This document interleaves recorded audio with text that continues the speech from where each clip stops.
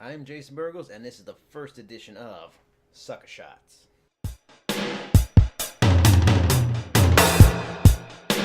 Hello again, I'm Jason Burgos, as I mentioned, Senior Editor for MMASucka.com, and welcome to Sucka Shots for January 17th to the 13th. This is going to be an exclusive video show just covering quickly the week that was in MMA and just giving some thoughts.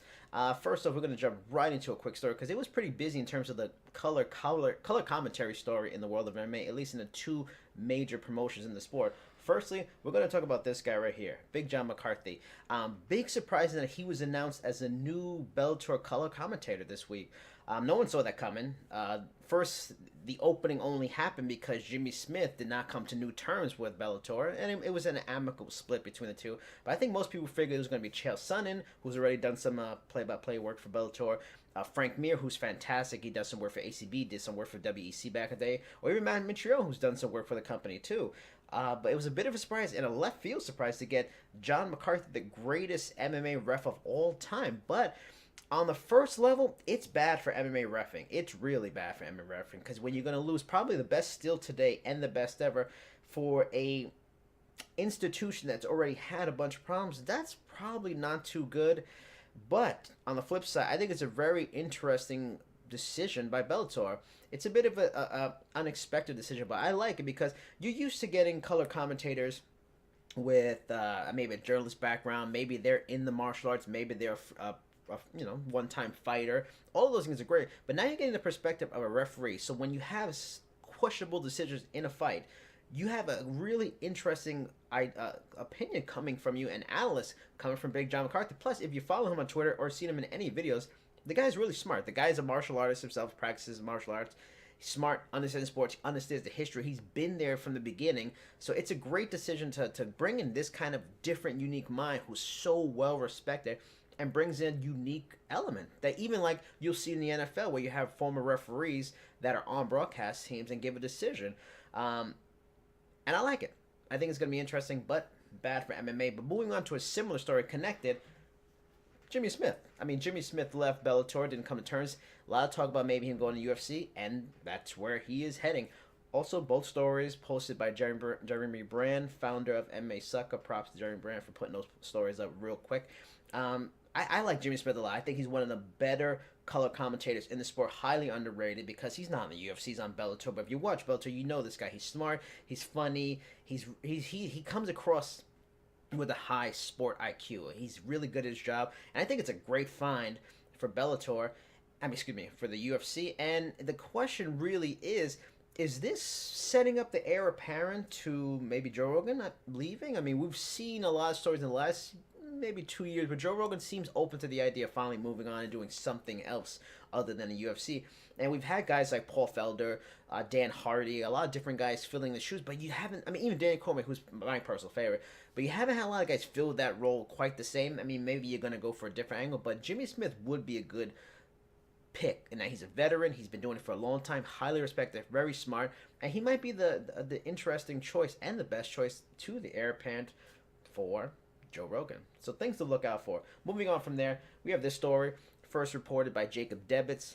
Jacob, good job, man. This is all about Josh Emmett posting on Instagram a possible fight coming up with Brian Ortega, which is very interesting because if you were watching UFC St. Louis tonight, you saw that there's a lot of talk, for at least for the post-fight in the UFC, about Jeremy Stevens, who beat Du Ho Choi against Brian Ortega. But that's probably not going to make Mr. Emmett very happy, but this is an interesting fight. I mean, it would be pitting the number 3 and the number 4, Emmett being the number 4 ranked featherweights in the division. I mean, to me, it makes the most sense, and the question is, could it be a featherweight title eliminator? I mean, featherweight number 1 contender eliminator, which Jacob, references in his story. I think it is. I think it's a really good fight. I think it's a fascinating fight. Emmett is maybe the less known commodity of the two. Brian Ortega's name is very big after that Cub Swanson win. But I think it's a fight I would like to see, but Jeremy Stevens might win out because he's the more exciting fighter. He just finished Du Ho Choi, who has a lot of respect as a striker. So it's going to be interesting to see what happens. Or it could, since the fact that in the story, if you go and read it, Brian Ortega has not signed his deal yet. So is he just busy coming off his win over Cub Swanson and he hasn't got to it? Or is he maybe holding out and just hoping he'll just wait till the winner of Holloway and Frankie Edgar, what that was recently announced, happens in March. Either that move wouldn't probably be a bad move, but can he wait? What if somebody's injured in that fight? That might be a really close fight. What if he's not fighting till September? Has he been told anything about the UFC? Who knows? But it's something to look out for. Either way, Brian Ortega has two guys that are really looking for him, and that's going to be a tough one for him going forward. Moving on from that, just want a heads up. Mike Skype had a piece this Wednesday on One Global Superheroes event that's coming out January 26th. It's going to be headlined by Gagey Gravity Estukoya. I hope I'm saying that right. I don't know. And I'm taking on Kairat Akhmataev for the interim one flyweight world championship. Go look at the piece. If you're a fan of One Asian MMA, Mike has a whole listing of the fight card for the event coming up at the end of the month. Should be looking. It's great what's going on in the world of MMA, and that there really are some solid, strong promotions just outside of Bellator and UFC. Yeah, they're the two top promotions in the world, but there's one FC that's doing a lot of things, dominating in Asia. You got ACB, who's fantastic, big time promotion out of Russia. Then you got KSW out of Poland. Big things going on in the world. So One FC, look out for that. One Global Superheroes coming up January 26th. Moving on from there, a little story outside the MMA Sucka ranks is the news that Chael Sonnen and Rampage Jackson are going to be the headliners of Bellator 192 this upcoming Saturday, which goes to head with UFC 222. I don't like it. I don't like the move at all. I really kind of don't get it. It's like, I get it. On a promotional level, I get it. This is the kind of the strategy Bellator often goes with, and it's worked for them. And this is what Scott Coker always goes with. You want to go with the name up top, and you have the stars, the real talents in the middle, and people define them and develop them. But the thing is, Rory McDonald is the established star. He's a big name. Douglas Lima, not so much. And that's your fault if you don't know, because Douglas Lima is fantastic. You need to go find out about him and go see him. But Rory McDonald is established. He's a star fighter. He's been in major fights in the UFC. So to go with Chael and Rampage, which is a fight I'm excited for, it should be interesting. Who knows how it goes, because both of them are well past their better years. But to have that as the main event, which is still a first round fight of the Heavyweight Grand Prix, which has 3 other fights, this isn't like the final, going over Rory McDonald, maybe the biggest MMA signing for the company ever, in a title fight against arguably the best talent in the company. These might be the 2 best fighters in the company, and that might not really be even an argument. These are the 2 best fighters in the company outside of Patricky Ferreira. And to not have that as the headliner, to send a message, look, we have 2 of the best in the world, they're going for the title, our title is better than yours. I don't like it, not a big fan of it. It is what it is. Either way, I'll be watching, and I'm excited for the fight in general. Seriously, if you don't know about Douglas Lima, look out for him. Rory McDonald, that is a fantastic fight, one of the best fights of 2018, so frustrated that's not going to happen. Moving on from there, this was terrible news. Reported by Tim Thompson this week. Robert Whittaker, due to medical concerns, there was some injuries he was trying to work through. He is not going to be headlining Australia's UFC Perth event. That's a bummer. This is their guy. This is their champion. This is their star. This is the face of Australian MMA at this point. And he's one of the best fighters. This is a guy I really enjoy watching.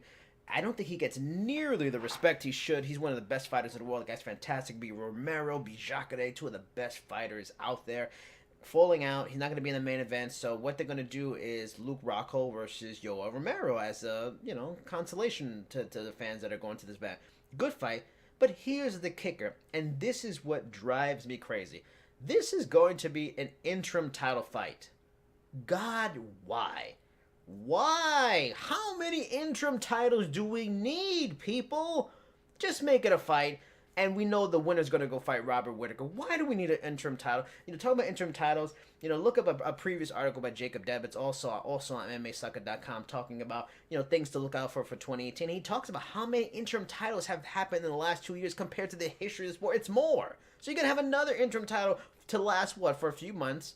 And you just had George St. Pierre win the title while Whittaker was interim champion, gave up the title to make Whittaker a full champion, and now he's going to have to wait for another interim champion, and this is out of control. When they did it not too long ago, and it was Brock, Randy Couture, Frank Mir, Nogueira at a full weight, that was a mini tournament to lead to the titles because Randy Couture wanted to fight Fedor and got stripped for a while, fine. But this is like Oh, I mean, you're screwing up the history books. Guys are going to be listed as champions when they really shouldn't be, and it's so strange, and I just don't get it, and it's maddening to me.